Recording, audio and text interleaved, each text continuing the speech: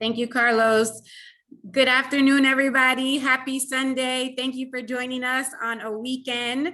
My name is Shadae Harris, and I have the pleasure of serving as the division's Chief Engagement Officer.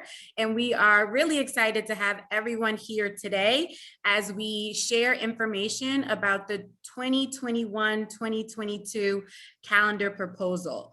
We are calling this the equity calendar because it focuses on equity and providing more instruction to those students who need it. Now, but more importantly today, on a Sunday, we want to hear from you. We want this to be a conversation, and we are here to get your feedback as well as take any questions. So a couple of reminders before we start. Everyone will be muted during the presentation portion from Superintendent Kamras. And then after that's over, we'll take Q&A. Now you can put your question in the chat and we have team members who will read those aloud, or you can use the raise your hand feature and we will call on you and you can unmute yourself and ask that question. And again, this is a conversation, so we encourage you to use that raise your hand feature. You can find that at the bottom of your screen under the reaction tab, and you'll see the raise your hand feature. If you need any help, just put that in the chat and someone from our team will assist you. So again, we look forward to hearing your feedback and questions. We'll let you know when that portion is starting. And right now, I'll turn it over to Superintendent Kamras. Thank you, Dr. Harris, and good afternoon, everyone. Thank you so much for spending a little bit of time on a beautiful day with us to talk about the proposed calendar. It just shows how strong and committed the Southside is. So certainly want to give it up to the Southside. Speaking of which, we have some school board members here representing parts of the Southside. First, we have Mrs. Dawn Page. Mrs. Page, any words you'd like to share? Thank you, Superintendent Kamras. And yes, I would like to welcome everyone who has joined us for this Zoom meeting on this beautiful Super Sunday. And just thank you for taking the time out to provide us feedback and for having a real honest conversation. Again, thank you. Thank you, Mrs. Page. And also we have Miss Jones. Good afternoon, everyone. Thank you for joining us. We are excited about this Southside meeting, and we look forward to hearing all of your questions, good, bad, or indifferent, feedback, and all, so that we can ponder on everything that you are sharing in light of, decisions that need to be made. Thank you for being here, and we look forward to getting this conversation on a roll.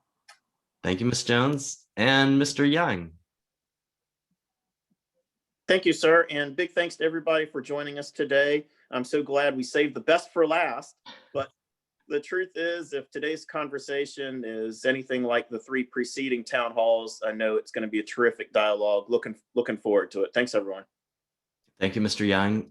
I don't believe we have any other board members on today. If I am mistaken, if you can let me know in the chat, I do want to make sure you have an opportunity to say a few words. While we're introducing folks, I do want to just recognize we have some Southside principals. I'm going to scroll through here. I see Principal Gilstrap. I see Principal Toby.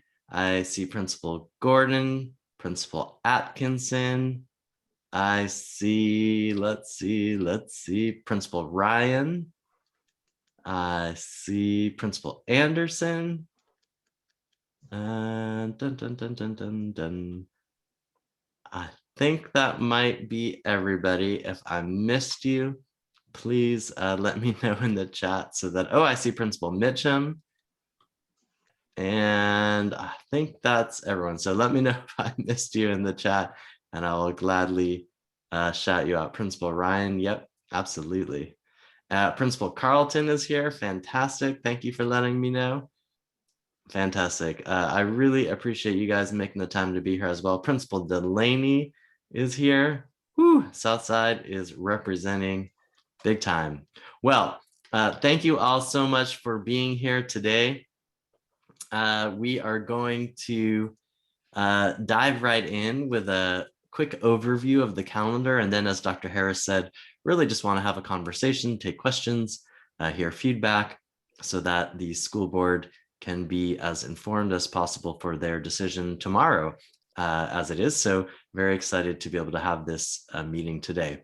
So first, before we get right to the calendar, I'm going to share my screen in a second. But before I do, I did want to just say a little bit about how we got to this calendar. So just a little bit of history. Starting back in 2020, which feels like a very long time ago, but the school board voted to direct the administration to come up with a year-round calendar. And that was for a number of reasons, but most importantly, because the board felt it was an important possible way that we could approach providing additional support to our young people. So there was a lot of energy on the school board to explore year-round. They voted, and then we got to work coming up with a calendar. As you know, we also had COVID hit. And so as we've been thinking about how to respond to what is likely going to be some learning loss this year, and that has nothing to do with the heroic efforts of our teachers who have prevented that learning loss from being more significant. It's just the reality that virtual instruction is more limited in many ways than in person, and we know there's going to be some impacts. And so as a result of that, the year-round was also thought of as a possible way of responding and providing additional time for our young people. So both of those reasons led to where we are today. We crafted an initial version of the calendar. It actually had more intersessions or more boosts. We cut back one because of some feedback and concerns we heard about childcare and other issues from families. And then we came up with the current version. As you know, a survey is out to gather feedback about the current version. And all of the information from the survey is in a presentation that I'll be sharing tomorrow at the school board meeting. You can also find it on board docs. It's up there now. So anyone who would like to take a look at that, you are free to do so. Okay, let me dive in and just talk a little bit about the details. So I'm going to share my screen. Here is the proposed calendar. And just to orient yourself, this July is the July of 2021. So this coming July. You'll see lots of different colors on this calendar. And so I want to just explain all those colors to make things pretty simple. First, you'll see lots of yellow. The yellow days are regular school days, not extra days, just regular school days. And if you spend the time, there should be 180 yellow days on the calendar, which comprise a normal school year here in Virginia. You'll see August 17th is in red. That's the first yellow day. That would be the first day of school for everyone in RPS, August 17th.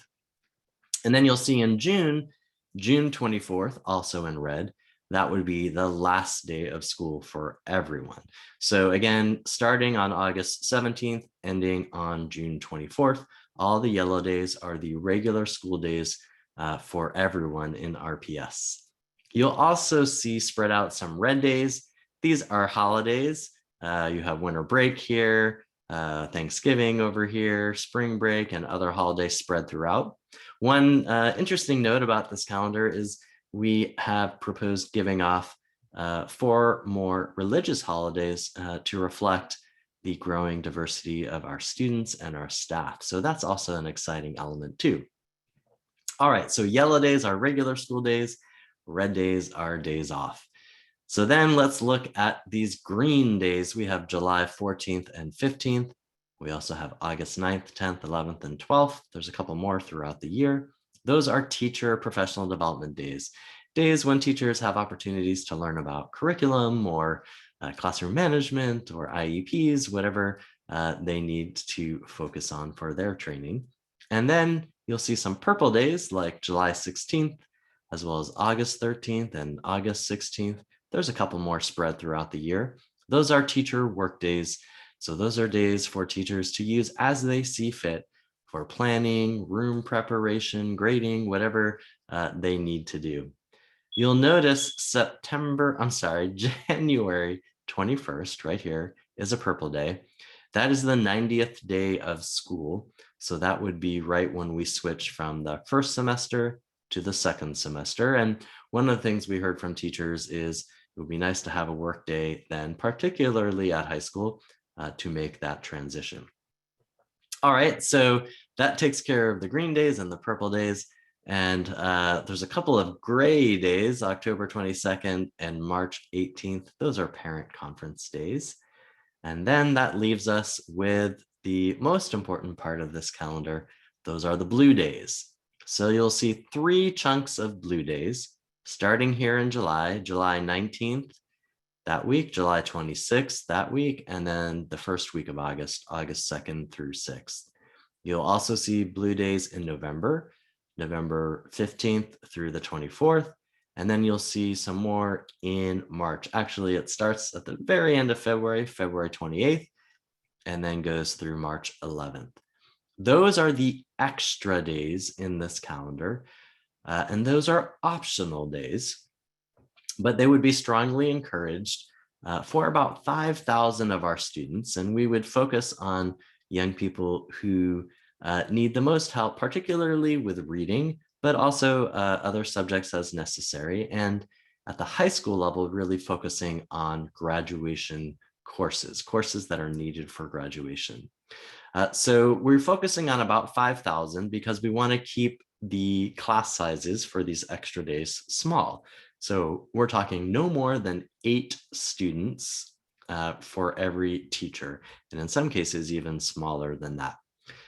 Again, at the elementary and middle school level, we really focus primarily on reading proficiency with enrichment in the afternoon.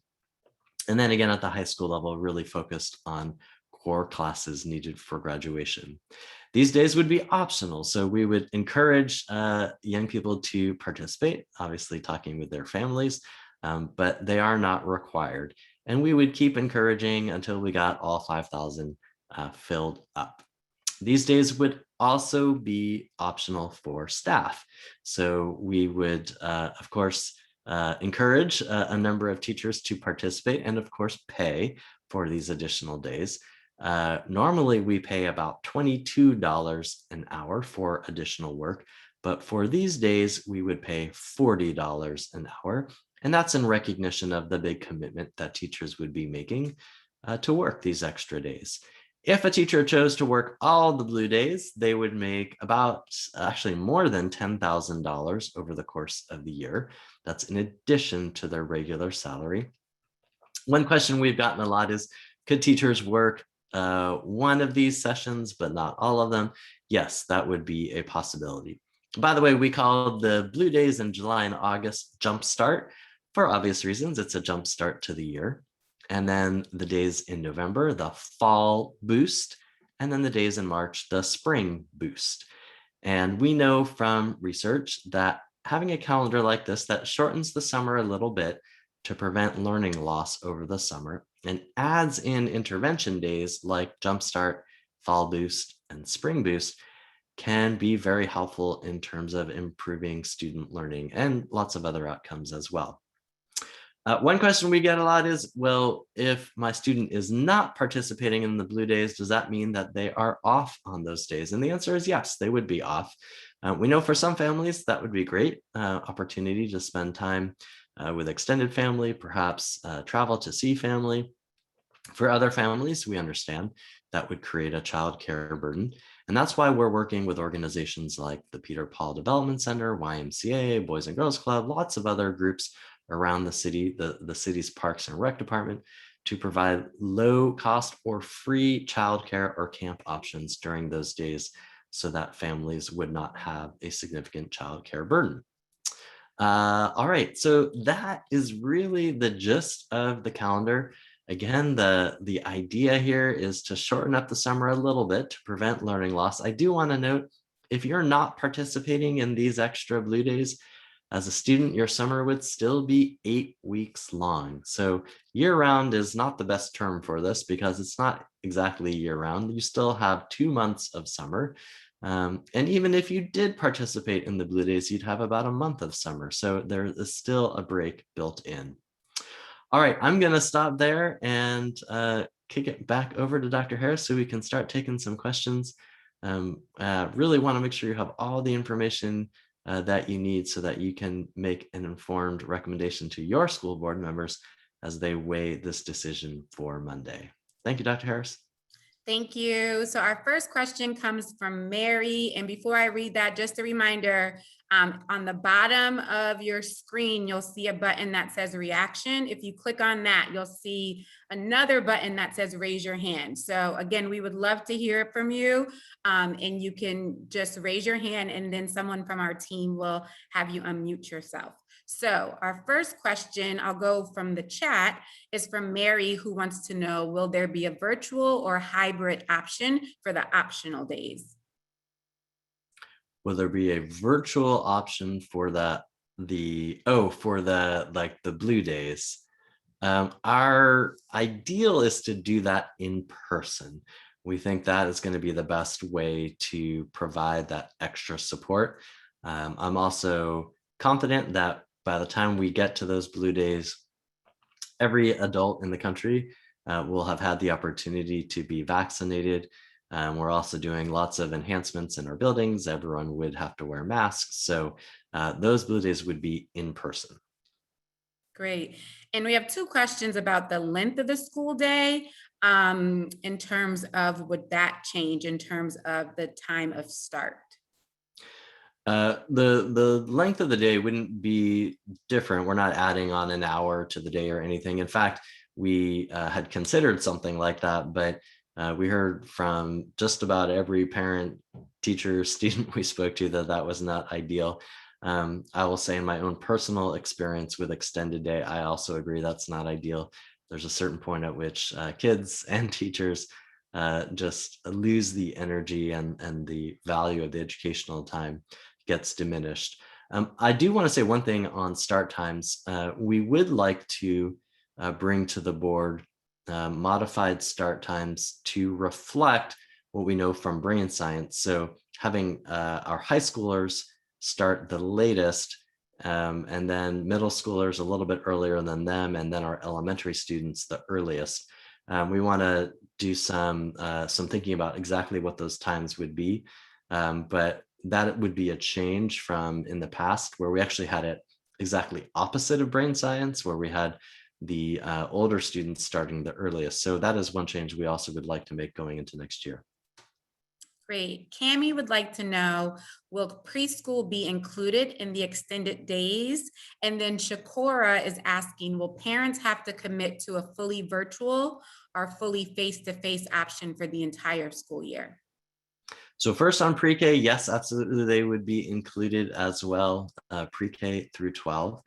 And then on the virtual, that has not been decided yet, but the way I'm thinking about it now is that families would opt in probably by quarter or semester, not the full year. We recognize that some families may, want to kind of see how things go with the first quarter, or may want to wait until a child vaccine is available. So that's likely how we would approach it. And Shakora also asked, will elective teachers have opportunities to teach during intersessions?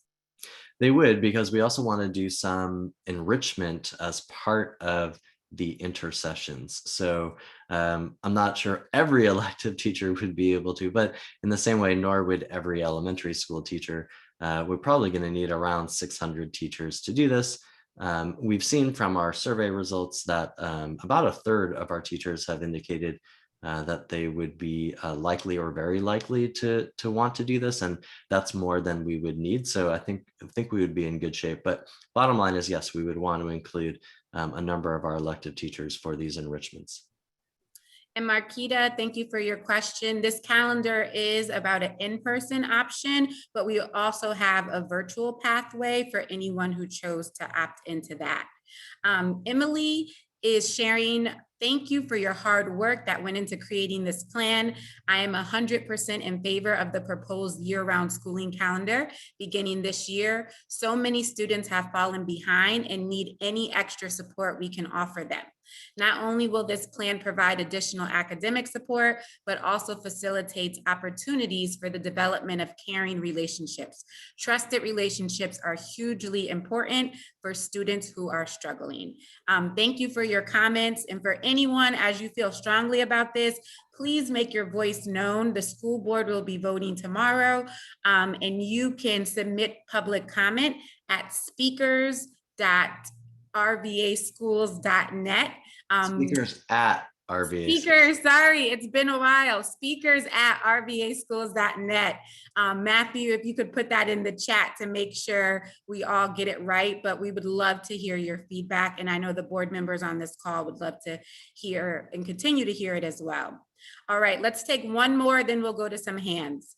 Jennifer is asking, will students attend the boost days at their home schools, or will only certain schools be used for the boost weeks? So it will depend on the number of students at a particular school who are participating. So for example, let's say one school has 20 students who are participating and a neighboring school has 200. We'd probably move those 20 students over to the neighboring school just to make things more efficient in terms of bus routes and things of that nature. So again, it kind of depends on how many students from a particular school decide to participate. And we would, of course, let families know all of that. If the board does move forward with this, we would have a process of families first reaching out to families to let you know who was encouraged to participate, and then seeing if they wanted to participate, and then we would make all those arrangements in terms of which locations. Okay, I think we're ready for a couple of folks to unmute themselves. The first person that I have on the list is Jamie Weinstein. I'm asking you to unmute yourself. Good afternoon. Hi, this is Jamie. Hello. Hi. So I was wondering, the 5,000 kids that we're talking about that would use the jumpstart time, are those 5,000 in addition to the children that are already identified as receiving year-round services? You mean like ESY services? Yeah. Yeah, I think those young people would probably be the first ones that we would invite as part of the 5,000. Okay, so that would be part of the 5,000, not like Yeah. 5,000 kids additional. Okay. Yeah. And then the second thing wasn't, I just want to reinforce that non-core content teachers are, interested in teaching the jumpstart days as well. So Totally understand. Cool. And the other question was, I'm a mom over here and I have a son, an autistic son, and I have another son at Benford. So, all right, thanks. Thank you. Okay, our next raised hand is Mako Fanuel. I'm asking you to unmute. Hi, I put this question in the chat, but I'm wondering how other school districts, particularly in Virginia, are approaching this idea of learning loss, and what evidence do we have to show that that these more days are beneficial to students that may be experiencing learning loss? And I ask this question because is more days like punitive, like taken away from fun, or is there evidence that shows that this actually is going to make a difference in the learning of the young people? Thank you for the question. So first, I want to be very clear: not punitive at all. In fact, quite the opposite. I would look at these days as sort of an opportunity for advancement and enrichment. The goal is really to make them feel like camp almost. Obviously, there's some core academic work that will be done, but in really small groups that will help kids feel caught up. So I've spent about 30 years in public education, and one of the main things I've learned is one of the most frustrating feelings in life is to be in an academic situation and you cannot read and your friends can. And the frustration and anger that creates is so harmful in so many ways, not just academically, but in terms of social emotional development, self-confidence.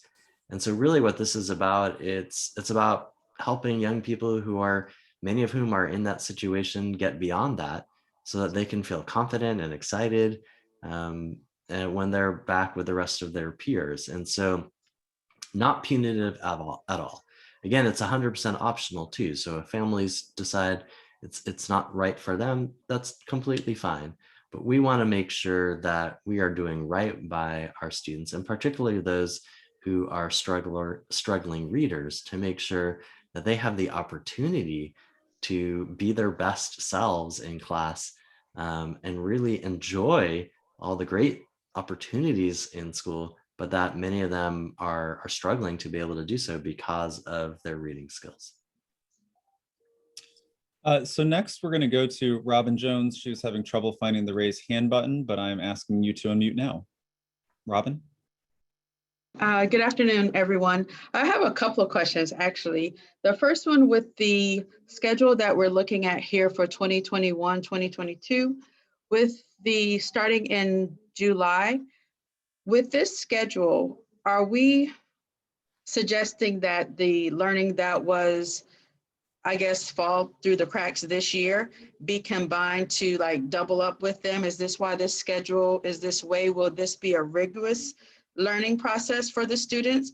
And how will this be a disconnect from this year to next year? Looking at the turnaround, if you are having 5,000 students who we're looking at to come back in the Jumpstart era, how would this be a break for them? And how would they be able to adjust to this process in such a quick turnaround, is the first question for me. And then the second question, looking at the ending of this school year, which is for normal teachers, would be the 25th of June. Is that correct? The 24th. The 24th of June.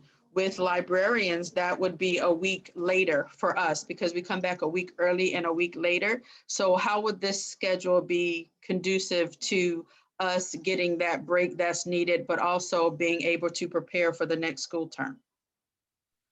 Thank you. Thank you. So to your first question, even students who participated in the Jumpstart would have a month off in the summer. Our school year this year ends on June 18th, I believe it is. And so you'd have the rest of June and then the first couple of weeks in July. So there still would be a summer break, a smaller one, but there certainly would be one. And then in terms of librarians, we would,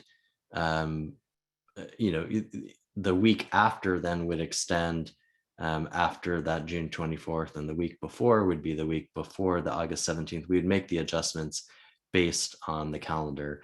And if we needed to, modify things more to make up for any, idiosyncrasies in the calendar, we would address that on a case-by-case basis as well.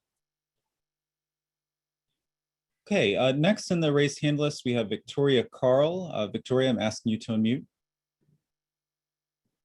Good afternoon, everybody. I'm a teacher here in Richmond City Public Schools, and I think the thing that has been most concerning, other than, of course, learning, is our students' emotional existence right now, their stability. And everyone, in this wants some sense of regularity back.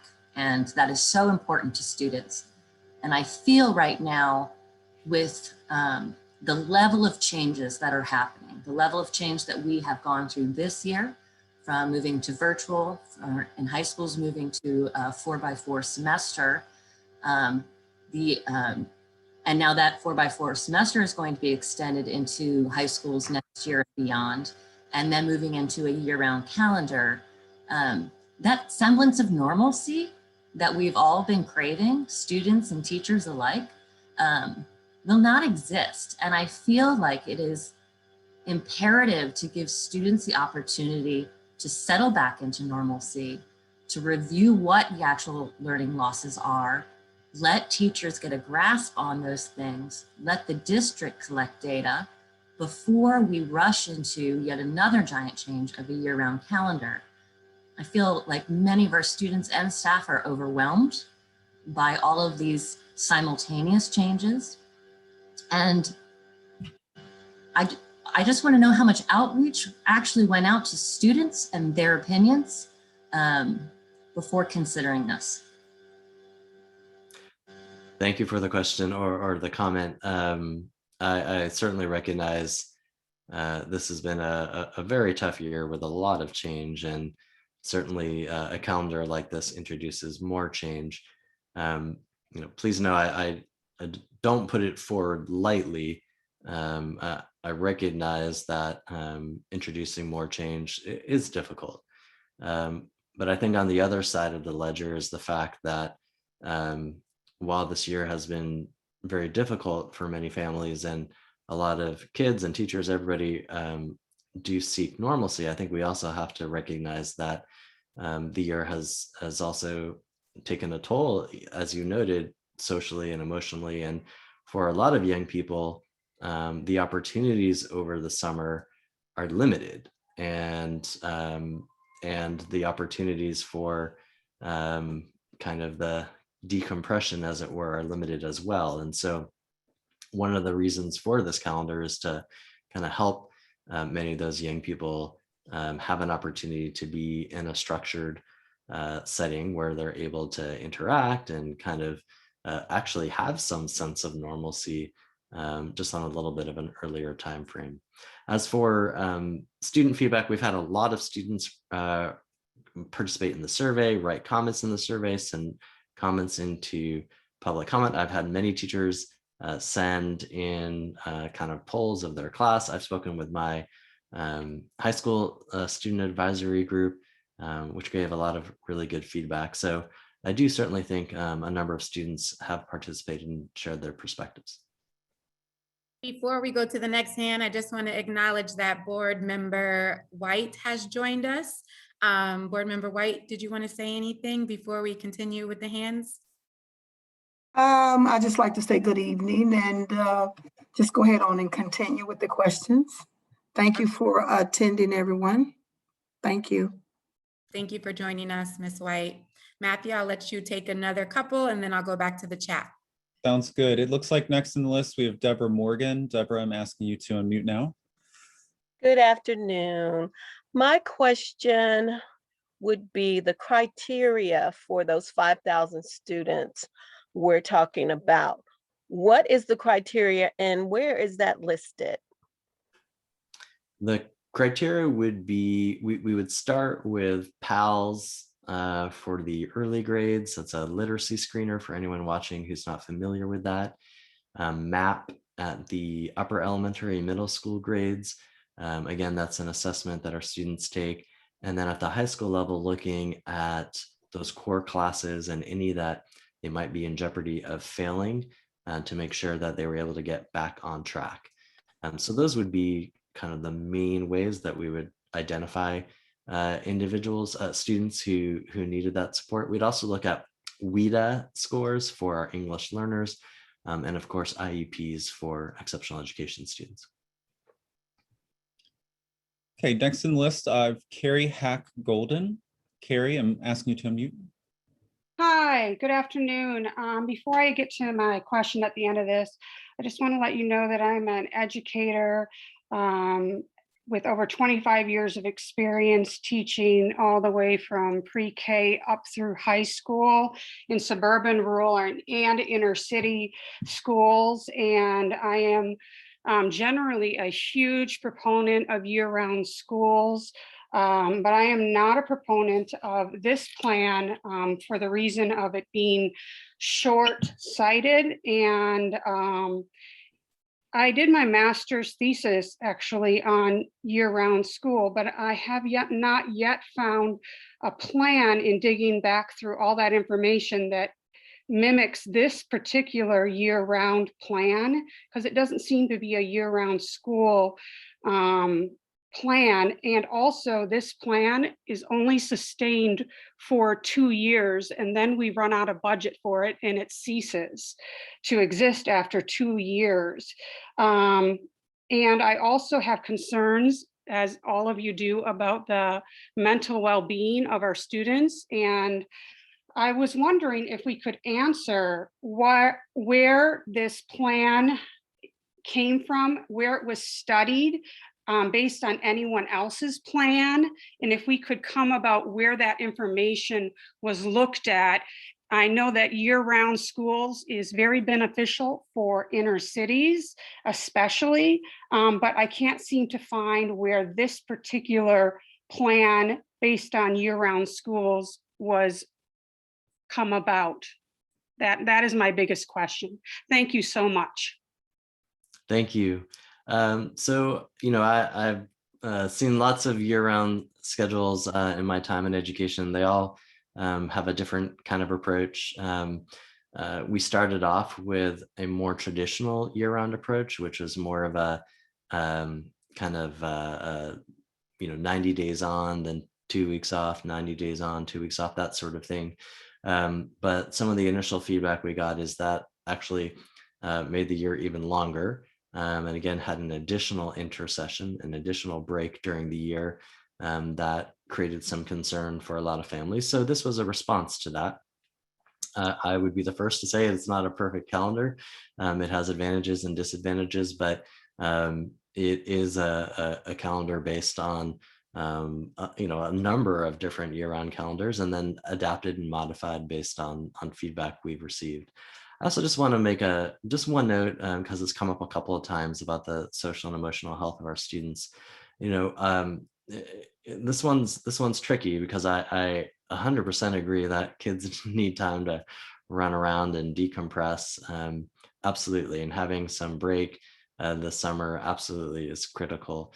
But we also know that a lot of the major pediatrician organizations, both for physical and mental health, have been pushing pretty hard to get kids back into school this spring. Now, we've resisted that largely for very good reasons, I believe. But because they believe that structured time in school can be really, really beneficial, both in terms of academics, but also in terms of physical and mental health. And so I do want us to push a little bit on this idea that just being out in summer for 3 months is the only way to approach kids kind of regaining some of that social and emotional health that may have been impacted over this past year, and that in fact having them in a structured social environment that is enriching can be actually a really beneficial way to approach that. So I understand lots of different opinions on this, but I did want to just raise that for consideration. Okay, next on the list, we have Sandra Donahue. Sandra, I'm asking you to unmute. Okay. Can you hear me okay? Yes, thank you. Oh, good afternoon or good evening. First of all, I would like to say that I also agree with Victoria. I feel that to start this now, beginning in August, could be a little bit too much, not only for the children, but I want you to consider also the teachers' mental and emotional well-being as well. I'm a pre-K teacher, and I have concerns for my young ones, especially during the year round. So my first question would be for the intersessions, and I'm assuming that you're including pre-K in the intersessions. Will the days, the length of days be the same? Because it seems, as a regular school day, because that's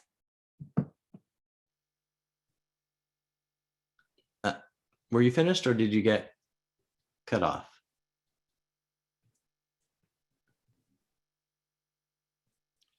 Jason, she appears to have been kicked out of the Zoom altogether. increase children's learning. Sorry, Ms. Donahue, your audio went out. Would you be able to repeat your question again? We apologize. Okay, I'm sorry. My first question is there data, or can you provide us data to actually show that this type of calendar actually increased students' learning, especially for families at risk or students at risk? Does it actually increase? And how does pre-K play into this calendar? Thank you for the questions. On the first one, I would point you to a study by the Virginia General Assembly that was done a few years ago about year-round schools in Virginia. And what it found is that for some subgroups, for example, it noted for African-American students and some other subgroups, this type of a calendar did lead to increases in learning in both reading and math. And so I point out that study because it was done by the Virginia General Assembly. It's about Virginia schools. I think that's probably the best one to take a look at. And then on your second question, yes, preschool would be included in those extra days. So will those intercession days, are they going to be a full day like a regular school day? Because for the little ones, that's a long day. I saw on the calendar that you're dismissing at 4 o'clock.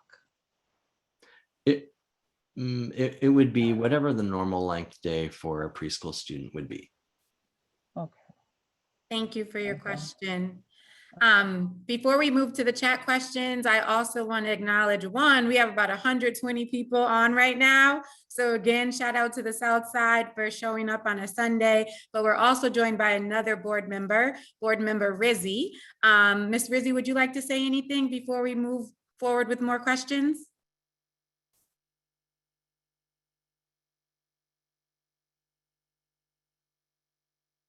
No, I'm just happy to be here, and I'm looking forward to listening to our constituents, to our stakeholders. I just had to take a minute to figure out how to unmute myself and start video. But yeah, thank you. Thank you, Ms. Harris, for allowing me the time.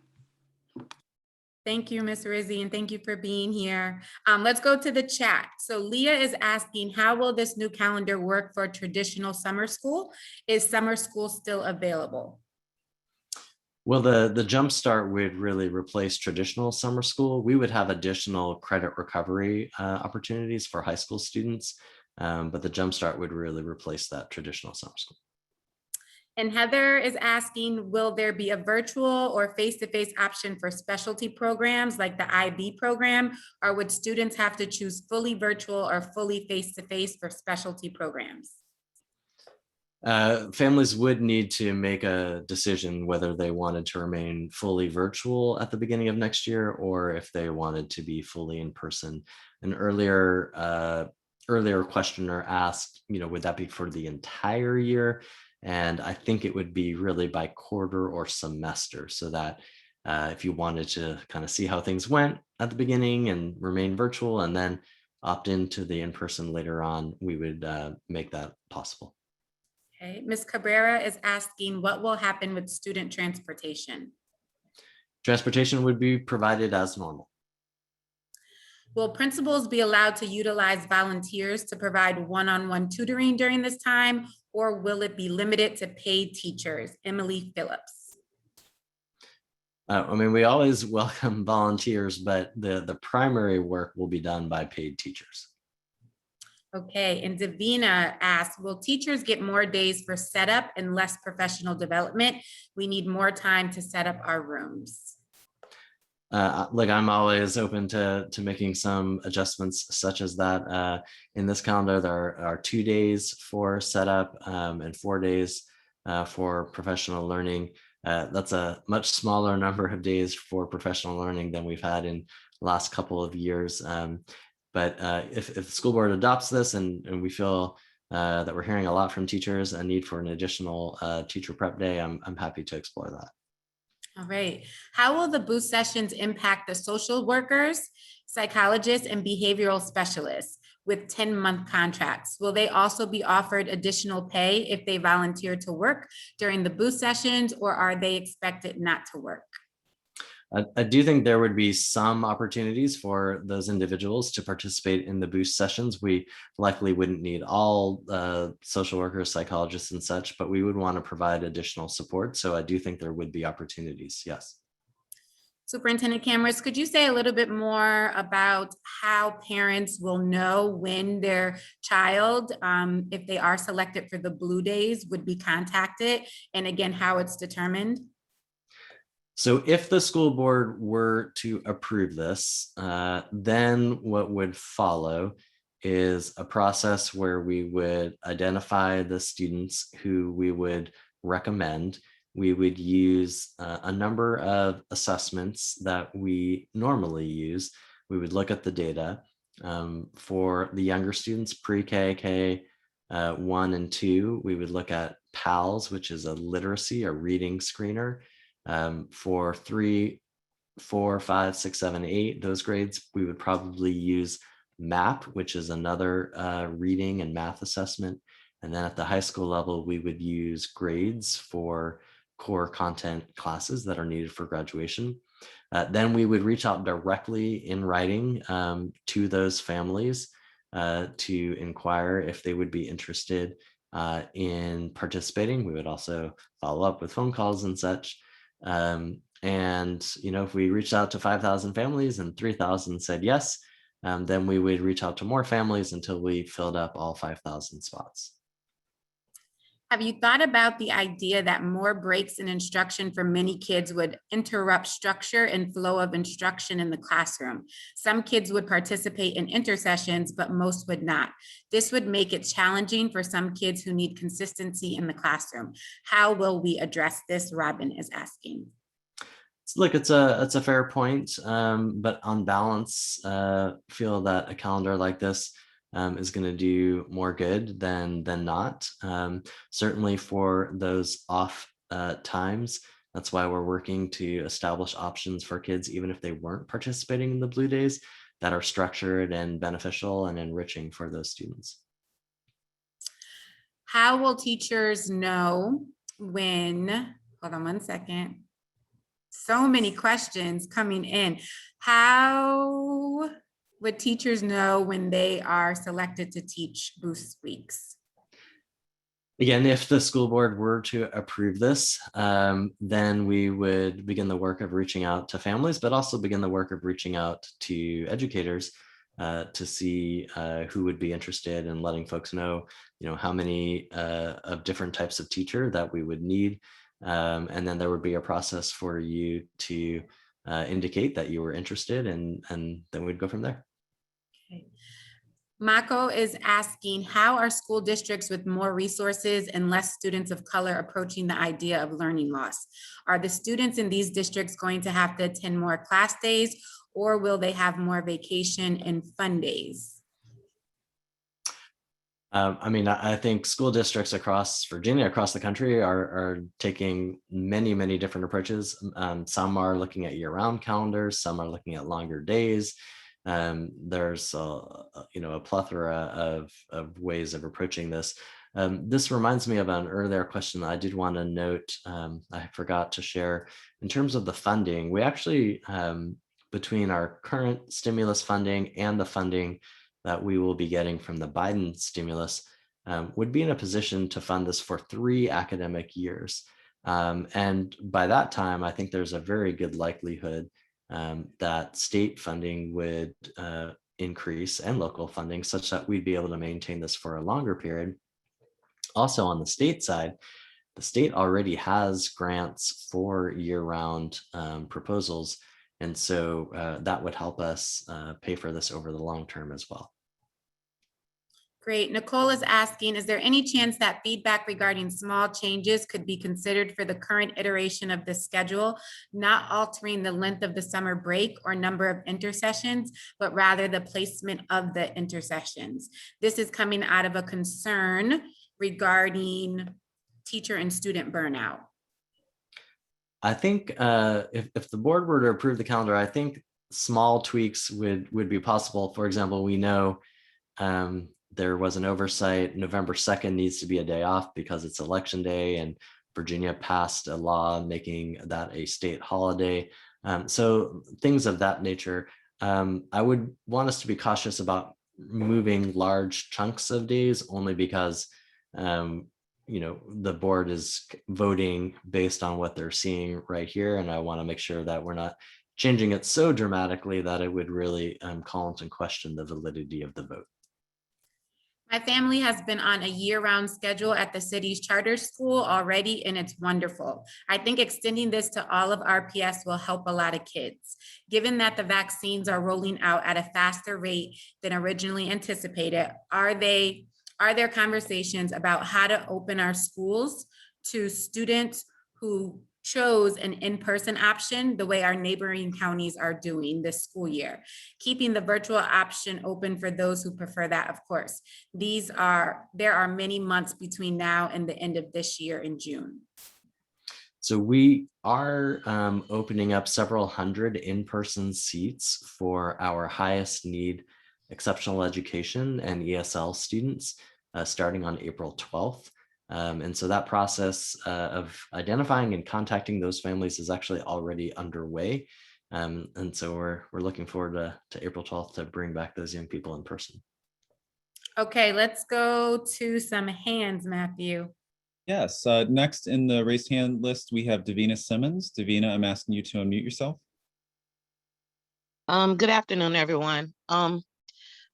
Well, my biggest question is as far as for, I see everybody talking about the social and emotional state of our students, but it seems to be they're forgetting about our educators and teachers that are on the forefront working too. And I kind of am taking offense to this loss term that everybody keeps saying about our students. As a Virginia resident, we had Katrina several years ago and the kids missed a whole year and didn't experience a loss. It's based off of a test where most of these kids are thriving. So that term loss is kind of is bothering me, because I know I'm doing way beyond my expectation as an educator to make sure my kids are progressing, but I'm still trying to figure out where the socio-emotional place is taking a place for educators, because I spend several days a week crying, trying to figure out what I can do to make sure my babies are getting what they need. Thank you, Ms. Simmons. I want to make sure that I'm being clear in the words that I'm using. I am frankly in awe of what teachers are doing this year, all of our staff. And I think because of the efforts of our teachers and support staff, that's why our kids are doing as well as they are doing. It's not a critique of our teachers at all, though, to acknowledge that many young people are falling behind this year.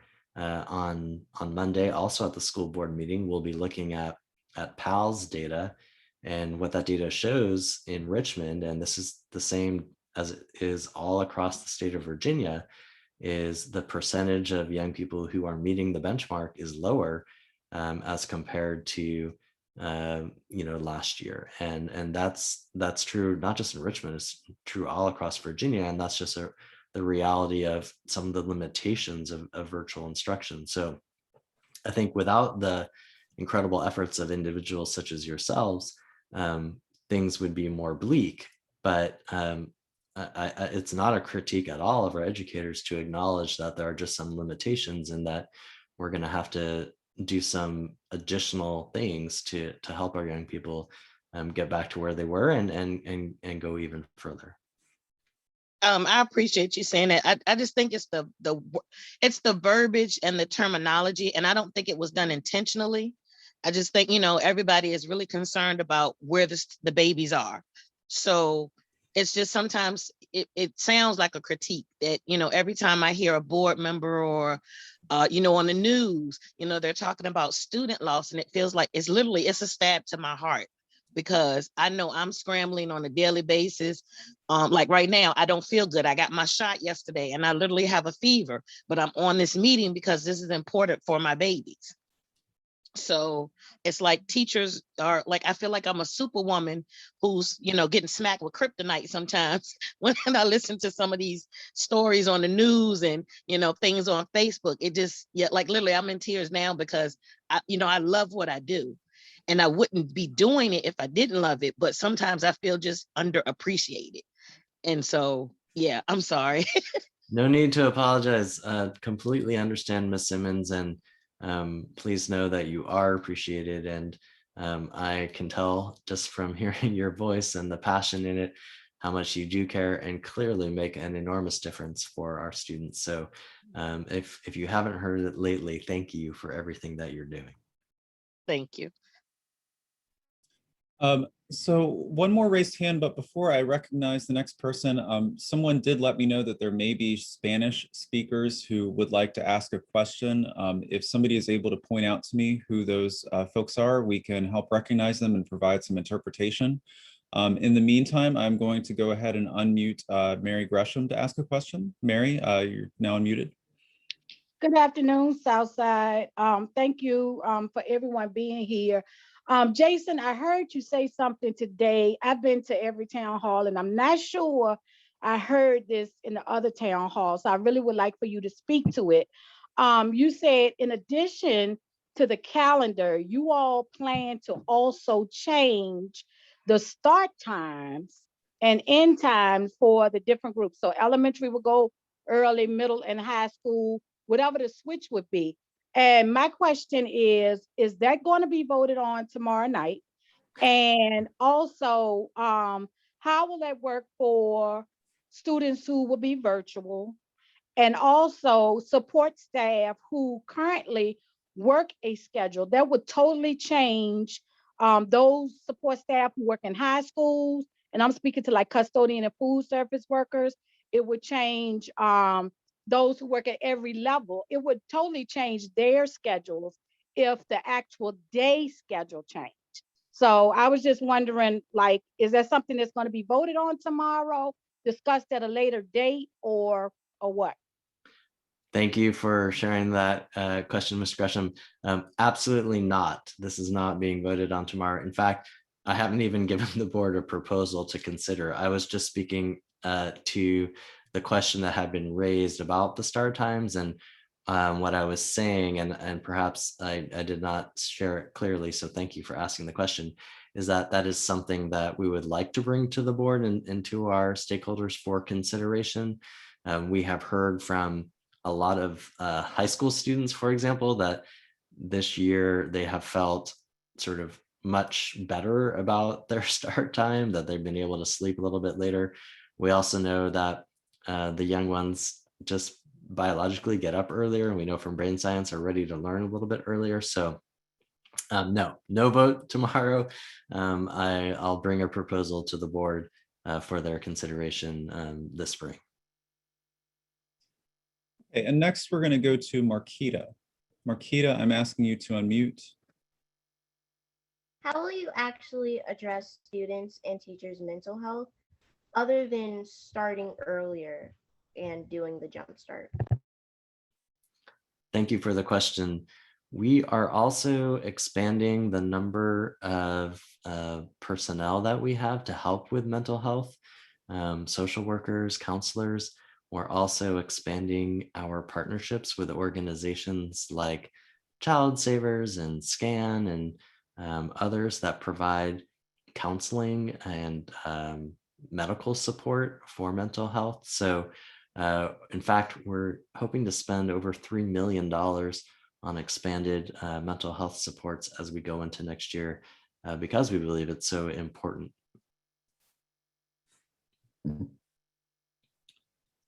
And everyone has now had the chance that wanted to ask a question at least once. Dr. Harris, did you want to go back to any of the chat questions?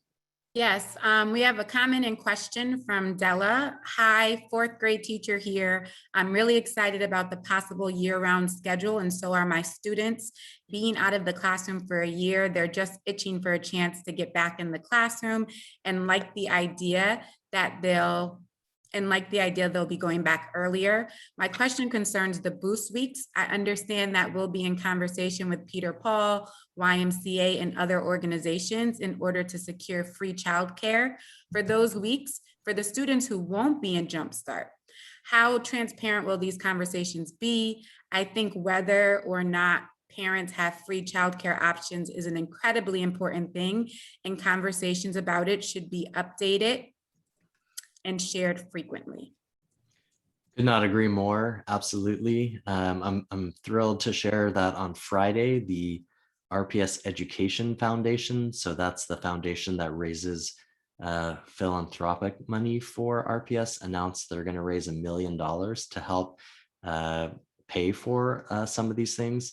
But I agree, it's very important that all families know all the different options that will be made available. And if the board approves this, we would do a massive communications campaign about all the different camps and other opportunities for kids, so that everybody would have an opportunity to participate. So we wish we could keep going on and on to be true to the time limit of all our other town halls for an hour.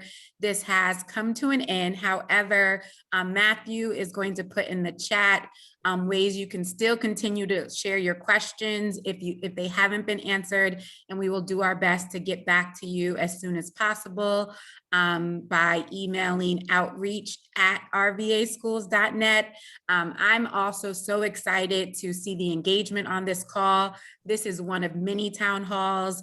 As Chief Engagement Officer, we are always looking for more ways, innovative ways we can expand our engagement efforts. So feel free to email me directly. My email address is also in the chat, sharris1@rvaschools.net. And you know, we have one of the most visible and responsive superintendents in the nation. So his email is jkamras@rvaschools.net, and we would be happy to answer any questions and follow up with all of you. So at this time, I'm going to turn it over to Superintendent Kamras for any closing remarks. Thank you, Dr. Harris. First, I just want to thank all the school board members for taking some time out of your Sunday to be here. I think that is a testament to how passionate and dedicated our school board members are. So if you have not thanked your school board member lately, please do so. They have a really hard job making all of these decisions. To our principals and teachers and support staff who have logged on today, thank you as well. I love how engaged our staff is on all questions, but particularly things like this. And to all of our families, thank you as well, especially on this beautiful Sunday, for joining us. Just incredibly grateful wherever you are on this calendar, pro or con. I'm just grateful for the engagement. I do think it's in the conversation that we all get smarter and stronger. So thank you. And Dr. Harris has one more thing, I think, to say. Yes, sorry. I just wanted to make it known that Veronica Reed, who's our language justice coordinator, for those questions that were being asked in Spanish, we did have simultaneous translation, and those questions were recorded in English and read out loud. So I just want to name all of those voices. For the ones we were able to get to were heard, and that's our priority. So I want to thank Veronica as well as Carlos and those who offered dual translation, as well as those comments that were translated in the chat. Sorry, Mr. Kamras. All good, all good. Thank you, Dr. Harris. And everybody have a wonderful afternoon. Get outside, enjoy the weather. Have a good one. Thank you, everybody.